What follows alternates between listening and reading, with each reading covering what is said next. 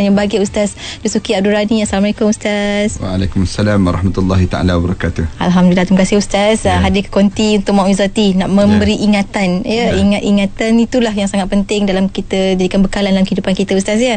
Dan insya-Allah untuk kali ini tajuk yang Ustaz berikan pada saya tadi tentang roh mengenali mereka yang di sekitarnya. Kadang-kadang kita tahu sebenarnya Ustaz apa yang berlaku setelah seorang tu menjadi berada di dalam arwah alam roh itu sendiri. Mungkin sebagai pencerahan permulaan kita, mukadimahnya silakan Ustaz. Bismillahirrahmanirrahim. Alhamdulillahirabbil alamin. Wassalatu wassalamu ala asyrafil anbiya'i wal mursalin wa ala alihi wa sahbihi ajma'in. Subhanaka la ilma lana illa ma 'allamtana innaka antal alimul hakim. Rabbi yassir wa la tu'assir wa tammim bil khair. Terima kasih pada Nur Hayati Faradi selaku penerbit rancangan kita yang setiap hari Khamis ini, yang kita bersiaran di konti ini, tetapi ramai yang pendengar-pendengar yang berada dan menunggu saat yang kita sama-sama berkongsi dalam perjalanan kehidupan kita untuk ke depan nanti. InsyaAllah. Saya difahamkan ramai di kalangan kita yang masih tertanya-tanya tajuk dan apa lagi yang akan dibincangkan. Betul. Apa lagi yang akan dibincangkan. Tapi pada kali ini kita akan sambung saja tentang perbincangan kita pada minggu yang sudah, bicara tentang mengenai setelah mana kematian kita. Dan setelah mana kematian kita ini, kita akan menjadi satu kejutan kerana kita hidup di alam yang baru, alam yang disebut dengan alam barzah. Alam barzah ini alam yang memang kita dalam keadaan kita rasa satu suasana yang berbeza daripada suasana yang kita berada di alam dunia ini. Kalau kita bayangkan kita nak hidup di atas dunia ini pun, kita menangiskan dahulu. Waktu mana kita mula-mula lahir di atas dunia dahulu, kita dalam keadaan tangisan. Demikian juga waktu mana kita menghadap di hadapan Allah nanti. Setengah ulama sebut, jadikanlah waktu mana saat kamu lahir dahulu kamu menangis. Dalam keadaan kamu menangis, orang lain ketawa melihat tangisan kamu. Tetapi jadikanlah saat kematian kamu itu, kamu ketawa riang kegembiraan. Di saat mana orang lain menangis, melihat bagaimana kita menghadap di hadapan Allah. Ini keadaan yang perlu kita lalui. Dan kalau kita dapat keadaan itu, untunglah kita. Kalau sekiranya kita dalam keadaan yang kita menghadap depan Allah, dalam keadaan kita bersedia benar-benar untuk kita menghadap di hadapan Allah. Kerana alam yang di hadapan kita ini merupakan alam yang jauh lebih besar daripada alam dunia ini.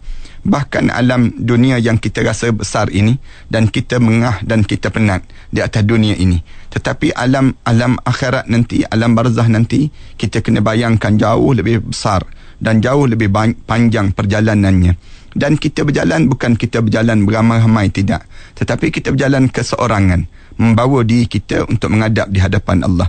Kita tahu bahawa apabila kita saat mana kematian kita datang itu, maka kita keseorangan, kita seorang-seorang saja dicabut nyawa kita. Walaupun orang lain selesa saja makan, orang lain minum di sebelah kita. Tetapi waktu mana kita menghadap depan Allah itu, kita betul-betul mengeri, menjadikan diri kita ketakutan dan kegerunan pada kita. Aisyah radhiyallahu anha, dia pernah sebut, waktu mana aku melihat Rasulullah sallallahu alaihi wasallam saat dia menghadap depan Allah itu, aku tidak akan membayangkan lagi saat lebih senang daripada Rasulullah dalam hidup aku untuk aku menghadap di hadapan Allah nanti. Katanya Sayyidatina Aisyah radhiyallahu anha. Bahkan kita lihat waktu mana Rasulullah sallallahu alaihi wasallam hampir dengan kewafatan Rasulullah itu pun, kita lihat bagaimana Sayyidatina Fatimah radhiyallahu anha menangis teresak-esak melihat bagaimana saat sakarat yang berlaku pada Rasulullah. Yang berlaku pada Rasulullah sallallahu alaihi wasallam itu pun dalam keadaan menangis teresak-esak Fatimah. Rasulullah sallallahu alaihi wasallam lihat Fatimah menangis itu, Rasulullah sallallahu alaihi wasallam tarik Fatimah kan. Ditariknya Fatimah, dikucuknya dahi Fatimah. Rasulullah bisik di telinga Fatimah. Dan disebut pada Fatimah tu Zahra. Dan waktu mana dikucuk saja dahi Fatimah ini, kemudian tiba-tiba Fatimah tersenyum indah. Fatimah tersenyum lepas pada ketiadaan Rasulullah sallallahu alaihi wasallam, kewafatan Rasulullah. Aisyah terus bertanya pada Fatimah, apa yang Rasulullah bisikkan tadi sehingga kamu boleh tersenyum? Tadi kan kamu menangis, tiba-tiba kenapa kamu boleh tersenyum pula sekarang? Fatimah menjawab, Rasulullah sallallahu alaihi wasallam menyebut, setelah mana ketiadaan aku nanti, kamu akan menyusul kemudian nanti. Katanya Fatimah, aku tak akan lama lepas pada Rasulullah tiada nanti. Maknanya dekatnya jiwa Fatimah dengan Rasulullah sallallahu alaihi wasallam. Dan memang benar mengikut para alim ulama sebut bahawa selang 6 bulan lepas pada itu wafatlah Fatimah Zahra lepas pada kewafatan Rasulullah sallallahu alaihi wasallam. Maknanya kita ni, perjalanan hidup kita ni, kita kena sampai juga saat yang kita akan menghadap depan Allah. Cuma baki lagi kita ni bersedia ke tak bersedia. Dalam keadaan bersedia, bagaimana yang kita diajar supaya kita bersedia? Yang pertama, kita kena ada ilmu terhadap apa yang akan berlaku lepas pada kita mati nanti. Dan kita sedang membicarakan tentang ilmu inilah. Salah satu ilmu yang kita bicarakan ialah kita setiap mayat ini mengenali orang yang berada di sekitar, yang berlaku di keadaan di sekitar ini. Semuanya mayat-mayat akan dapat lihat keadaan apa yang berlaku. Bila ulama-ulama kata ada 2-3 sesi masa yang kita akan mengenali roh orang di saat mana kita dah menghadap depan Allah, kita boleh lihat apa keadaan yang berlaku. Masa yang pertama, masa yang tercabutnya roh kita daripada jasad kita. Ini kita bicarakan pada pengajian yang sudah. Tapi pada kali ini, masa yang saya nak sebutnya ialah masa yang kedua. Katanya para alim ulama ialah masa dimandikan dan dikafankan mayat kita ini. Dimandikan, dikafankan ini masa yang kedua yang kita boleh lihat bagaimana keadaan yang berlaku. Ini yang diriwayatkan oleh Abu Bakar Ibn Abdillah daripada Al-Muzni. Dia sebut, pernah sampai pada saya satu berita bahawa tidaklah seorang itu meninggal melainkan roh dia berada dalam tangan malaikat maut. Waktu mana kita meninggal, memang roh kita ni dia takkan dalam roh dalam tangan malaikat maut. Bagaimana malaikat maut pegang, wallahu alam lah. Tetapi waktu mana kita meninggal ini, dalam keadaan sedemikian rupa, kita boleh lihat orang memandikan mayat kita dan mengkafani mayat kita. Sementara sementara itu kita lihat semua, kita boleh lihat anak-anak kita sedang buat apa dia, keluarga kita sedang lakukan apa dia. Kemudian kita sedang melihat bagaimana keadaan-keadaan yang sedang berlaku di sekitar keluarga kita ini. Kalaulah kita mampu bercakap, nescaya kita akan melarang daripada keluarga kita meratap dan berteriak. Katanya Abu Bakar Al-Muzni ni sebut demikian. Nak sebutnya gambaran bahawa setiap roh ini dia akan perasan, dia nampak benda apa yang berlaku pada diri dia. Kita boleh nampak anak-anak kita buat apa dia, isteri kita buat apa dia, suami kita buat apa dia. Kemudian di saat mana keadaan sebegini, semuanya dalam keadaan masing-masing merenung saja diri kita nak buat apa dia. Dan beruntung kan, saya sebut pada pengajian yang sudah, kalaulah di saat mana kita menghadap depan Allah itu, anak-anak kita ni duduk sebelah kita ni sambil membaca Al-Quran, berdoa kepada Allah. Dan dalam keadaan kita ni memang betul-betul mengharapkan jiwa kita ni betul-betul menghadap di hadapan Allah dalam keadaan sebersih-bersihnya. Di waktu inilah kita betul-betul kita nak pada saat-saat yang diziarahi oleh orang yang saleh. Kita nampak siapa yang datang ziarah mayat kita. Kita boleh lihat bagaimana keadaan orang yang buka kain penutup muka kita. Kita boleh rasa bagaimana orang datang cium di atas dahi kita. Kita boleh dengar apa yang diperkatakan oleh orang yang di sekitar kita di waktu mana mandikan jenazah kita. Dan untung kita kalau yang mandikan kita itu orang yang soleh.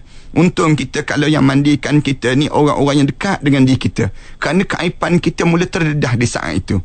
Dan kalau sekiranya keaiban kita terdedah kepada orang yang kita tak kenal pun, menjadi satu kemalangan pada diri kita saat demikian. Ini benda yang kita kena fikir dalam diri kita. Kalau kita perhati lagi, Sufyan Tsauri disebut, Sufyan menuturkan bahawa sesungguhnya seorang mayat itu mengetahui segala sesuatu sampai dia seolah-olah berseru pada orang yang mandikan. Waktu mana mandi ni, saat mandi ni, dia akan sebut apa dia? Demi Allah, celakalah kamu ni, kamu buat ni terlalu kasar, tolong perlahan-perlahan pada saya, sakit kematian tadi belum habis pada diri saya. Katanya orang yang mayat ni, roh ni sebut, perlahan-perlahan kamu, kenapa kamu kasar-kasar dengan saya sakit, kematian tadi belum habis lagi pada diri saya. Katanya mayat ini sendiri.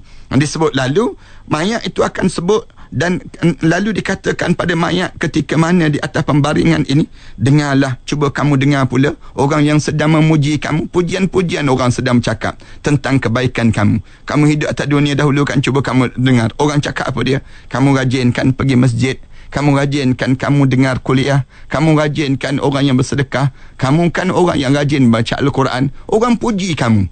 Dan setiap pujian-pujian itu di kedengaran di kalangan orang yang sudah meninggal dunia. Sebab tu Rasulullah sallallahu alaihi wasallam dalam satu riwayat yang lain, Rasulullah pesan, kalaulah ada orang yang tak sesuai untuk datang menziarahi mayat ini, maka jangan bagi dia ziarah. Jangan benarkan dia masuk. Katakanlah orang ni orang yang sikap dia sikap yang buruk, perangai dia perangai yang keji, maka sebaik-baiknya tidak diziarahi, itu lebih baik. Kerana datang dia tidak membawa rahmat. Tetapi kalau sebaik-baiknya, datanglah orang-orang yang soleh, orang-orang yang membawa kebaikan. Kerana orang yang soleh ini dia datang dengan doa. Dia datang dengan doa dan dia akan sebut, Allahumma ighfir lahu, ya Allah tolong ampunkanlah dosa dia, ya Allah. Orang soleh ni akan duduk di hujung kepala kita, dia akan baca doa pada diri kita, dia akan sebut kalimah-kalimah yang baik, dan setiap kalimah yang baik yang disebut di saat itu akan diaminkan oleh para malaikat Allah SWT. Tetapi kalau sekiranya kita datang orang yang tak baik, orang yang menjadi musuh pada dia waktu mana dia hidup, dia datang saja, dia menjeling, dia melihat saja jenazah itu, dia akan sebut, padan muka dia mati juga akhirnya. Disebut demikian. Ataupun kalimah yang dia keji, kalimah yang tak baik, maka lebih baik kamu jangan benarkan di sebelah orang yang sebegini untuk memasuki dan menziarah. Kerana apa dia? Kerana kita, roh ini mengenali dan mendengar setiap baik-baik bicara mereka yang berada di sekitar kita pada saat demikian. Ini saat yang kedua lepas pada kita dicabut roh kita menghadap depan Allah SWT. Saat yang ketiga di mana kita mula kitanya akan terasa dan kita boleh rasa dan kita boleh lihat keadaan yang berlaku saat yang disebut dengan diusung mayat kita untuk dibawa kepada pembaringan ataupun ke kuburan. Di saat ini saat yang ketiga. Masa yang ketiga kita mengenali orang yang berada sekitar pada kita. Yang ini disebut oleh Abu Sa'id Al-Khudri radhiyallahu anhu, bahawa ketika jenazah diletakkan di atas bahu orang yang membawa dia, jenazah ni mula diusung.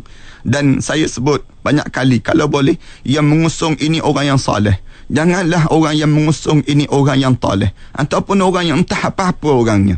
Jangan. Yang mengusung kita ni, kita minta sangat, ya Allah tolonglah orang saleh yang usung. Kerana syafaat dan kebaikan daripada orang saleh ni akan terbawa sama pada diri kita waktu mana kita menghadap depan Allah nanti. Bila diusung saja, kita dihadapkan di hadapan Allah SWT ni, letak di atas bahu orang yang membawa ni, jenazah itu termasuk orang yang saleh, dia akan mengatakan begini. Jenazah ni akan sebut apa dia? Cepat-cepatlah, segeralah saya untuk ke kuburan. Kalaulah dia seorang yang saleh.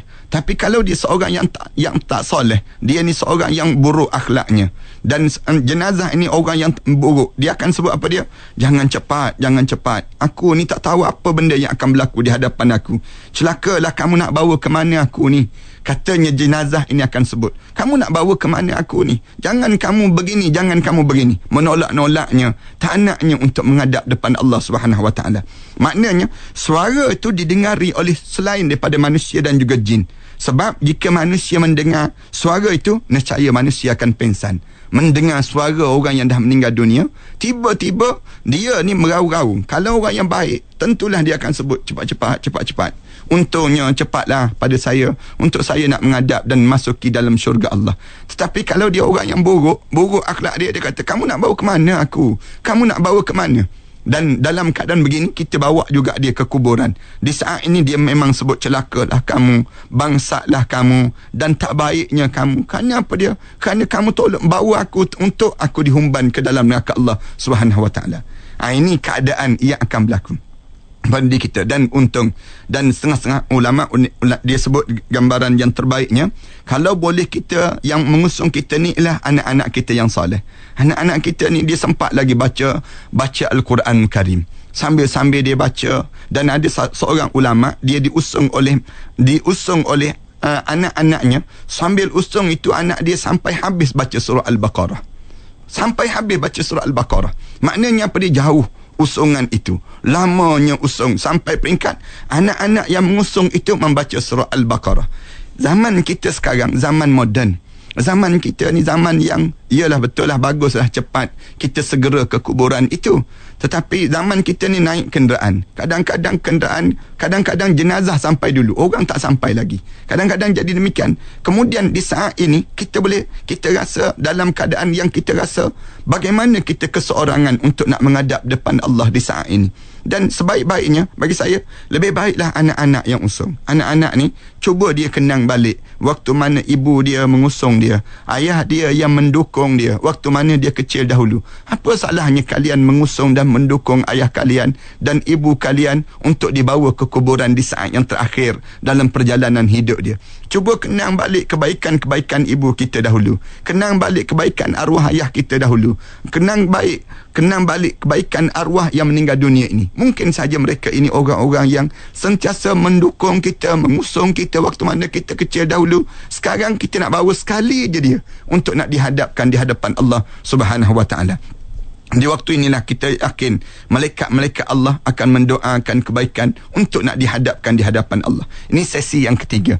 Dan sesi yang akhir sekali, sebelum daripada kita, sebelum di saat mana yang kita ni akan menghadap di hadapan Allah Subhanahu Wa Taala ini, dalam sesi usungan ini, diusung ini kita boleh berjumpa dengan beberapa perkara yang disebut.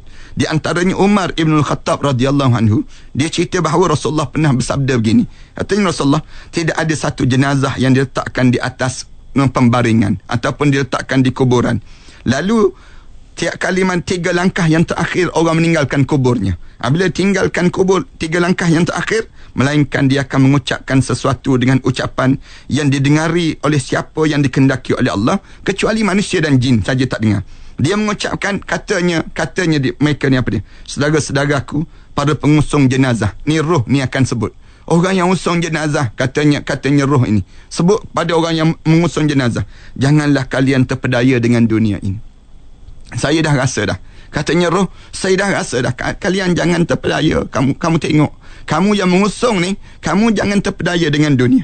Dunia sebagaimana telah mempedayakan aku ini. Dunia ni telah mempedayakan dalam hidup kita. Banyakkan terpedaya kita dengan dunia ni. Berapa banyak kita terpedaya. Semuanya penuh dengan kepalsuan. Kita tengokkan kadang-kadang banyak benda yang palsu. Ditipu saja kita. Dunia ni penuh dengan tipu daya dipanggil. Kalau kita perhati, contoh tipu daya yang mudahnya apa dia? Kita tengok kadang-kadang gambar-gambar cantik-cantik tepi-tepi jalan. Kita tengok model-model yang cantik-cantik. Cuba pergi jumpa dengan model tu sendiri. Allah, tak samanya dengan dalam gambar tu. Kita sebut demikian. Kadang-kadang kita tengok, ni terpedaya. Kita hidup dalam hidup kita ni banyak terpedaya. Tengok makanan dalam gambar, sedap-sedapnya. Kita makan, tak rasa sama dengan yang kita gambarkan dalam gambaran. Maknanya dunia ni penuh dengan terpedaya, penuh dengan tipu daya. Baik, kalian jangan terpedaya dengan harta benda. Kalian jangan terpedaya dengan dunia. Dunia ni banyak mempedayakan kehidupan manusia. Lalu dia sebut apa dia? Jangan sampai peringkat kamu jadi macam aku yang terpedaya ini. Jangan pula kalian dipermainkan oleh zaman sebagaimana dia telah mempermainkan aku. Ni roh ni sebut pada orang yang usung, kamu jangan terpengaruh dengan masa. Masa ni kalian tengok, aku ni terpengaruh dengan masa lah. Hidup dengan keadaan terkhayal dengan masa. Lambat lagi, umur berapa? 67 tahun. Lambat lagi nak mati. Baru 67 tahun. Orang lain 87 tahun tak mati-mati lagi disebut. Terpedaya kan? Terpedaya dengan masa. Roh ni akan sebut pada orang yang mengusung, kamu jangan terpedaya. Kamu jangan ingat dengan mati itu mestilah usia yang tua. Tak semesti demikian. Mati itu bila-bila masa akan sampai ajal pada seorang. Kadang-kadang tengah-tengah bercakap boleh meninggal dunia. Kita tengok berapa ramai orang yang tengah rasa seronok tiba-tiba menghadap depan Allah. Berapa ramai orang tengah bercakap dengan kawan-kawan dia, tiba-tiba dia terlentuk lalu dia jatuh. Berapa ramai orang tengah memandu seronok tiba-tiba dia dilanggar dan kematian yang sampai pada diri dia. Maknanya kematian ni akan datang bila-bila masa. Jangan sengaja Allah sembunyikan. Jangan kamu terpengaruh dengan masa kamu.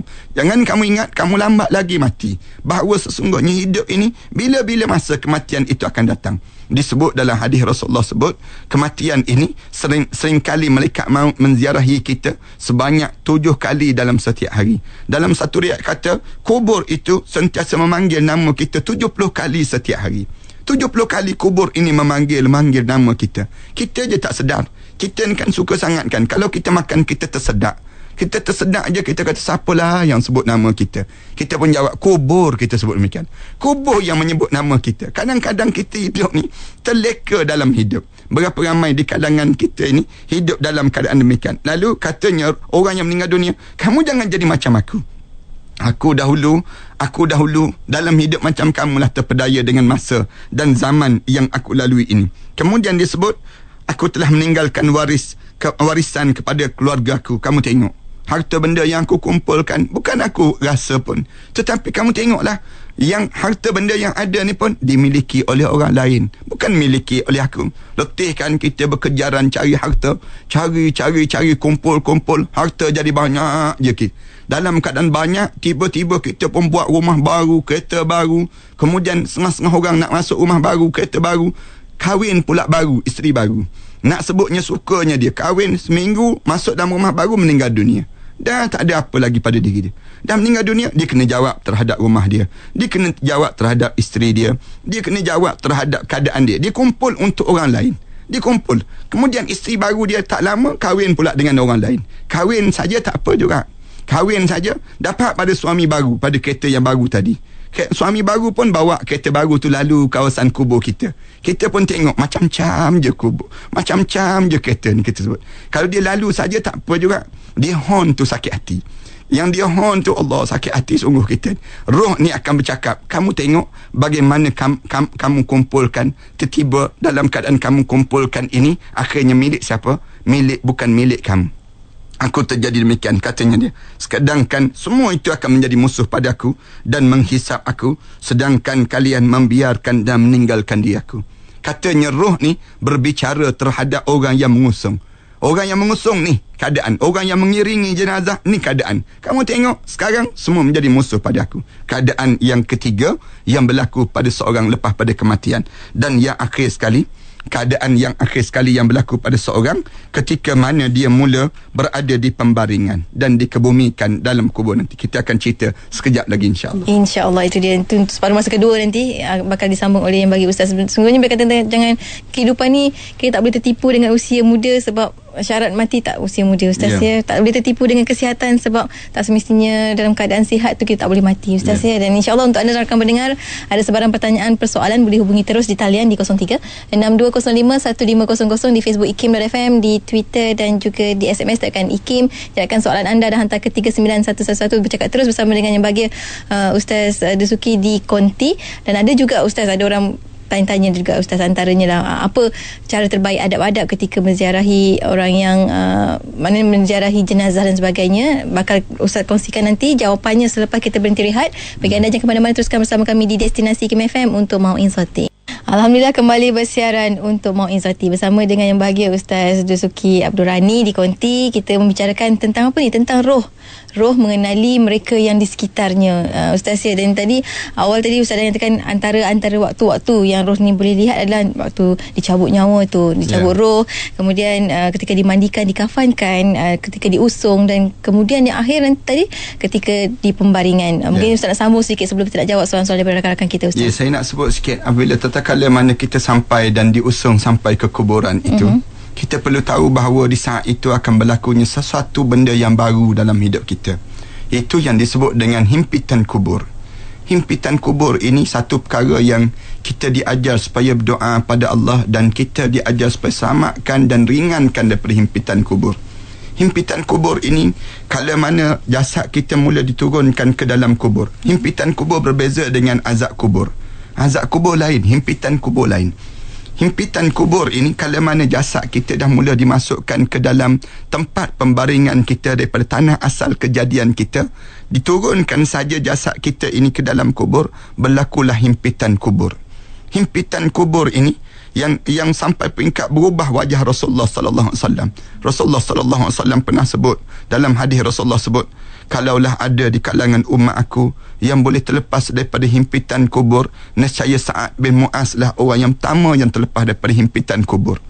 Disebut lagi dalam riwayat yang lain, Rasulullah sallallahu alaihi wasallam sebut, kalaulah ada orang yang pertama yang boleh terlepas daripada himpitan kubur, nescaya Fatimah binti Asad lah orang yang pertama yang terlepas daripada himpitan kubur. Lalu ditanya, sebab apa berlaku himpitan kubur? Himpitan kubur ni, jasad kita mula turun ke dalam liang lahat di mana tanah asal kejadian untuk diciptakan kita. Katakanlah kita meninggal dunia dalam keadaan tak tahu ditemui jasad kita dan hancur lebur. Tetap roh kita, jasad kita ni akan diusung, roh kita ni akan diusung oleh para malaikat, dibawa kepada tanah kubur yang asal kejadian kita. Di mana asal kejadian kita? Maknanya setiap-tiap di kalangan kita ni, jangan bimbanglah. kalau sekiranya kita diciptakan oleh Allah di kota Mekah, dijadikan daripada tanah kota Mekah, kita akan kembali ke sana juga. Itu dia akan jadi demikian. Dalam hadis Rasulullah cerita, dekat-dekat dengan kematian itu dia akan datang perasaan nak pergi ke Mekah, nak pergi ke Mekah. Lalu akhirnya kita pergi ke sana dan kita meninggal di sana. Dan waktu mana kita meninggal di sana dan kita dikebumikan di sana, itu keadaan asal kejadian pada seseorang. Di mana kita diciptakan daripada tanah, di situ kita akan dikembalikan balik. Allah jadikan kejadian yang cukup indah dalam hidup kita. Saat mana orang mulakan angkat jasad kita, mula turunkan jasad kita. Yang ni saya sebut banyak kali. Beruntung kita kalau sekiranya saat ini anak-anak kita yang soleh, yang mengusung kita dan menyambut kita. Dulu kan kita menyambut dia saat mana kehadiran dia di atas muka bumi ini. Waktu mana kita menghadap depan Allah, biarlah anak-anak kita pula yang menyambut kita, untuk menyambut kita, menghantar kita pulang. Sonok kan kalau sekiranya waktu mana kita menghadap depan Allah itu, anak-anak kita buka muka kita, hadapkan ke kiblat. Waktu mana hadapkan ke kiblat ini, kita bau tanah di hadapan muka kita. Saat itu anak-anak kita akan genggam tanah. Dia genggam saja tanah, dia akan baca minha khalaqnakum. Ya Allah, daripada tanah ini diciptakan dan dijadikan ayah aku ini, ya Allah. Dia genggam dan dia letak di bawah pipi. Di bawah pipi ayah dia. Kemudian dalam keadaan terkena pada pipi ayah dia, dia pun ambil dan dicium ayah dia. Ni keadaan yang sangat yang indah dalam hidup kita. Kemudian dia ambil lagi tanah. Wa fiha nu'idukum, dan kepada tanah kamu dikembalikan oleh Allah. Kepada tanah ini dia genggam lagi, dan dia letakkan di tengah-tengah telapak tangan kita, yang kita berada di antara tangan kanan dan tangan kiri kita. Tangan kanan, tangan kita ni dalam keadaan usung, dia akan letak tanah. Dia letak di tanah. Kemudian wa fiha nu'idukum wa minha nukhrijukum taratan ukhra. Dia ambil lagi tanah, dia genggam lagi. Waktu mana dia genggam lagi tanah itu, dia letak saja di hujung kaki kita. Dia sebut, ya Allah, daripada tanah ini juga ayah aku akan dibangkitkan dan dihidupkan kembali. Ini dalam Al-Quran Karim cerita perkara demikian. Kejadian yang Allah jadikan. Di saat ini, saat himpitan kubur berlaku. Himpitan kubur ni Rasulullah sallallahu alaihi wasallam berubah wajah Rasulullah. Saat mana Rasulullah sallallahu alaihi wasallam melihat bagaimana Zainab dan juga Ruqayyah, yang Rasulullah turunkan mayat mereka itu, berubah wajah Rasulullah. Rasulullah berubah wajah Rasulullah. Dua-dua kes berubahnya wajah Rasulullah sallallahu alaihi wasallam ini, sampai peringkat dalam keadaan yang sedemikian rupa itu, Rasulullah sallallahu alaihi wasallam ambil tanah, Rasulullah baca. Lalu lepas pada itu Rasulullah bangkit saja. Lalu sahabat-sahabat tanya, kenapa ya Rasulullah? Kenapa ya Rasulullah? Kamu ambil tanah, kamu genggam, kamu tiup. Kamu ambil tanah, kamu genggam, kamu tiup. Kenapa Rasulullah? Rasulullah sallallahu alaihi wasallam jawab, aku lihat anak aku sedang berlakunya himpitan kubur. Himpitan kubur. Tak ada orang yang boleh terlepas himpitan kubur ini, kecuali dia Nabi dan juga Rasul. Ada pun hamba-hamba Allah, semua kena himpitan kubur. Sebab apa kena himpitan kubur? Di antara sebab yang paling utama kena himpitan kubur ialah kurangnya rasa syukur dalam hidup kita. Syukur kita kan payah. Kita nak sebut Alhamdulillah ni, cuba kita sebut. Berapa kali hari ni kita berani sebut Alhamdulillah dalam hidup kita? Banyak hari-hari yang kita lalui ini, kesyukuran kita terlalu sedikit. Dan Allah sebut, hamba aku ni payah nak bersyukur. Kita kan keluar bilik air pun nak sebut Alhamdulillah pun susah. Berapa ramai orang keluar bilik air, dia tepuk perut je, lega-lega dia sebut. Dia tak boleh sebut pun Alhamdulillah. Kadang-kadang kita lepas pada makan, kita nak sebut Alhamdulillah pun tak boleh. Berapa kali kita lihat wajah pasangan hidup kita, kita sebut Alhamdulillah, aku mempunyai pasangan hidup dalam hidup aku ini. Berapa kali kita melihat wajah anak-anak kita, kita sebut Alhamdulillah, aku ada anak-anak dalam hidup ini. Kita berapa kali dalam hidup kita demikian. Tak jarang di kalangan kita yang boleh sebut Alhamdulillah. Alhamdulillah ini, oleh kerana demikian, waktu mana kamu dekat menghadap depan Allah, himpitan kubur ini berlaku. Bertakwa pada Allah dalam urusan ini. Kerana ramai di kalangan kita ni, ramai di kalangan kita tertinggal dengan doa-doa, tertinggal dengan syukur kita kepada Allah Subhanahu Wa Taala. Saat mana kita diletak itu, kita boleh lihat keadaan yang berlaku. Bagaimana orang mula betulkan kaki kita, kemudian bagaimana orang mula letak liang lahat kita. Dan saya sentiasa nak ulang pada para pendengar yang dihormati sekalian ini, supaya pastikan betul-betul menghadap kepada kiblat. Jangan nanti terlentang mayat itu. Jangan sampai dia terlentang. Betul-betulkan dalam yang disebut liang lahat ini. Jangan sampai peringkat kitanya buat acuh tak acuh terhadap mayat. Jangan. Kerana apa? Dia melihat keadaan yang sedang dilakukan. Kalau kita orang yang soleh, kita jaga betul-betul mayat ini, hadapkan betul-betul cara yang terbaik untuk nak menghadap di hadapan Allah Subhanahu Wa Taala.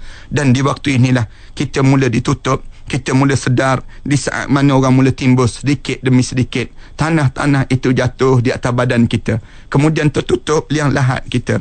Waktu mana gelap saja liang lahat kita, kemudian tertutup tanah kita sampai saja parah lutut saja orang kebumikan mayat kita. Di waktu ini datanglah malaikat Munkar dan Nakir untuk memulakan mula bergerak ke hadapan muka kita untuk menghalau segala amalan-amalan kita. Sembahyang kita, puasa kita, zakat kita dihalau. Kita dah mula lihat keadaan yang sedang berlaku di saat ini, kecuali satu perkara saja ulama sebut. Apa benda yang tak boleh dihalang? Al-Quran yang kita baca sebelum mana subuh. Innal Qur'anal fajra kana mashhuda. Al-Quran yang kamu baca sebelum mana subuh akan menjadi peguam bela pada kamu sewaktu mana kamu menghadap depan Allah nanti. Bangun kita sebelum mana subuh, duduk baca Quran. Ibu-ibu dan bapa-bapa yang mendengar kalimah ini, jangan tertinggal daripada bangun awal-awal, duduk baca Quran. Kita duduk baca Quran, kemudian dalam keadaan kita baca Quran, yakin Al-Quran ini akan menjadikan peneman pada kita dan peguam bela pada kita dalam kubur nanti. Ini keadaan. Kemudian orang tak ke bumi saja mayat kita ni sampai liang lahat saja, dia akan berkata apa dia? Di waktu mana saat sebegini disebut dalam kitab Az-Zuhdi, Imam Ahmad menuturkan riwayat daripada Ummu Abu Darda bahawa jika satu mayat itu diletakkan di tempat kuburan dia akan sebut wahai keluargaku. Mula dia sebut wahai keluargaku. Dia sebut jiran aku, orang yang menghantar aku ke kuburan ini. Jangan sampai dunia ini memperdayakan kalian. Waktu mana kita nak tinggalkan kubur itu, orang dalam kubur tu kata apa dia? Kamu jangan jadi macam aku. Jangan, aku ni terpedaya dengan dunia. Hidup dalam keadaan terpedaya dengan dunia, sebagaimana telah dia memperdayakan aku ini. Jangan sampai pula dunia ini mempermainkan kalian. Yugi kalian hidup dalam keadaan tak boleh baca Al-Quran. Kalian tak menyesal ke hidup dalam keadaan tak boleh baca Al-Quran? Kalian tak rasa takut ke dengan hidup harta yang menimbun tapi tak berinfak di jalan Allah? Kalian tak rasa takut ke dengan keadaan yang kalian belum cukup lagi amalan untuk nak dihadapkan di hadapan Allah? Sebagaimana dia telah mempermainkan aku, sesungguhnya keluarga aku tidak akan menanggung sesuatu pun daripada aku di saat ini, kecuali aku seorang yang akan menghadap di hadapan Allah saat demikian. Mula kita akan berada di alam barzah ini. Dan kita mula saat ini akan ditanya di soal malaikat bertubi-tubi. Soalan-soalan ini insya-Allah dalam siri-siri yang akan datang nanti kita akan bicarakan tentang mengenai bagaimana hari yang pertama kita di alam barzah nanti insya-Allah. InsyaAllah akan diperincikan untuk episod-episod akan datang, Ustaz. Dan waktu ini kita nak raikan, Ustaz, rakan-rakan pemanggil kita yang ramai sebenarnya menembusi talian untuk sama-sama kongsikan soalan mereka. Kita nak mulakan satu persatu, Ustaz. Yes, kita nak mula daripada Shah Alam, Encik Amir. Silakan Encik Amir. Soalan pertama saya, Ustaz, ada keadaan yang mana apabila seseorang tu di hospital dan beliau dalam keadaan koma ataupun dipanggil mati otak, doktor mencadangkan supaya pernafasan dicabut, bentang pernafasan dicabut. Soalan saya, adakah kita perlu cabut pernafasan itu ataupun biarkan seorang itu meninggal seperti normal, seperti biasa? Saya berpandangan begini. Apakah amalan yang terbaik pada orang yang telah meninggal untuk anaknya? Sebab belakangan ini ada pandangan-pandangan yang menyatakan bahawa seperti membaca Fatihah dan juga talqin, tahlil bukanlah satu amalan yang dituntut sebenarnya. Jadi saya nak tanya, apakah yang terbaik sebenarnya? Itu saja. Terima kasih banyak. Ustaz nak kumpulkan soalan dahulu ataupun kita saya nak jawab terus ya? Silakan.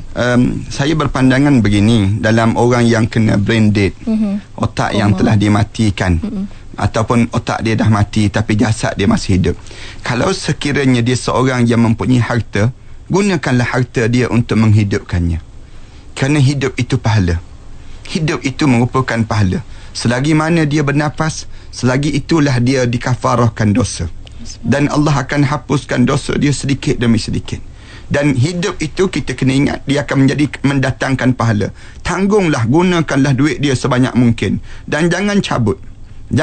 Kerana apabila kalian cabut dalam keadaan ini, kalian akan mematikan pahala untuk kehidupannya. Hidup itu menjadikan pahala pada diri kita. Kalau kita dah cabut dia, bila lagi dia nak dapat pahala? Sebab itu Islam suruh hidup ini kita jangan biarkan begitu saja. Kadang-kadang Allah uji kita dengan kesakitan. Kita kata kesian dia. Tak, kalian cabut itu kalian kesian. Tetapi sekiranya kita dah tahu dah dia mencari harta banyak sebelum daripada ni, tiba-tiba waktu mana dia kena otak dia mati saja. Jadi dalam keadaan demikian, otak dia mati, jasad dia boleh hidup lagi dengan bantuan pernafasan. Tetapi bantuan pernafasan itu boleh menghidupkan lagi jasad dia. Lalu pahala-pahala akan dapat. Setiap hari yang dilalui itu pahala. Dan apabila kita cabut saja, dia akan menghadap di hadapan Allah. Apabila menghadap saja di hadapan Allah, maka habislah pahala yang patutnya dia dapat dalam hidup dia. Kecuali kalaulah sekiranya dia hidup itu menanggung pula bebanan hutang yang banyak. Katakanlah kita letak pernafasan itu, kemudian tak ada lagi duit dia, harta benda dia dah tak ada dah. Maka di waktu itu dia menanggung hutang-hutang yang banyak pula, kerana terpaksa nak bayar pada bil-bil hospital dan sebagainya. Maka cabutlah di saat ini, kerana saat dia sudah berpahala, sudah tiada lagi di atas dunia ini. Satu. Yang kedua, saya nak jawab tentang amalan terbaik, doa anak yang soleh untuk ibu bapa ini. Sebab tu saya banyak tekankan, tak payahlah kita fikir tentang orang lain, fikir tentang anak terlebih dahulu. Doa anak, waladin salih yad'uhu lah, anak yang soleh yang doakan padanya. Doa ni kaedah doa terpulang. Para hadirin sekalian nak buat talqin, para hadirin sekalian nak buat tahlil, para hadirin sekalian nak buat macam mana, terpulang. Tetapi dalam keadaan agama tak tetapkan khusus. Bahkan agama buka ruang. Kadang-kadang kita cari air, kita bagi air kepada orang minum. Itu pun dan diniatkan pada arwah ayah kita. Pahala yang banyak yang disebut dalam kitab-kitab demikian. Bahkan kalau kita baca dalam kitab Imam Qurtubi, Imam As-Suyuti rahimahullah, dia cerita amalan-amalan yang dilakukan oleh orang yang hidup untuk orang meninggal dunia, kalau betul-betul ikhlas pada Allah, akan sampai pada mereka sebut. Jadi kita akan buatlah amalan-amalan, kecuali dengan amal ibadah yang tertentu yang tidak disuruh dalam agama, itu jangan dibuat. Misalnya contoh, kita buat solat hadiah, itu tak ada. Yang ni setengah orang dia buat benda demikian. Yang ni Rasulullah tak pernah buat. Benda-benda yang demikian tak payah buatlah. Buatlah benda yang Rasulullah sallallahu alaihi wasallam benarkan, ataupun perkara demikian disuruh dalam bab ibadah ini sendiri. Kalau kita buat benda yang dalam soal ibadah, benda-benda yang Rasulullah sallallahu alaihi wasallam tak suruh kita buat, maka kita tinggalkanlah, lebih baik pada diri kita. Bagaimana kalau yang bujang, Ustaz? Kalau dia seorang yang bujang, anak-anak saudara dia, anak-anak angkat dia, ataupun yang disebut dengan, dia boleh cari anak-anak yang belajar tahfiz, dia taja kepada anak-anak tahfiz tadi, dan anak-anak tahfiz tadi menjadi anak-anak angkat dia. Dalam Islam ni, Islam suruh kita ramaikan anak. Bagaimana nak ramaikan anak? Melalui anak angkat. Zaid bin Harisah, anak angkat Rasulullah sallallahu alaihi wasallam. Kenapa kita tak menajak anak-anak angkat? Biar ramai sikit anak-anak angkat kita yang belajar tahfiz. Dia tiap-tiap hari kan dia membaca Al-Quran. Bila dia tiap-tiap hari membaca Al-Quran, insya-Allah sampailah pahala itu untuk diri kita. Insya-Allah. Dan Ustaz, mungkin juga sebab masa agak terbatas untuk kita, Ustaz, kalau boleh kita nak ingat satu lagi pemanggil sebelum kesimpulan yang boleh kita dapat daripada Ustaz. Dari Seremban, Puan Hindun. Silakan Puan Hindun. Assalamualaikum Ustaz. Saya nak tanya satu soalan. Biasanya selalu kita ziarahi kematian.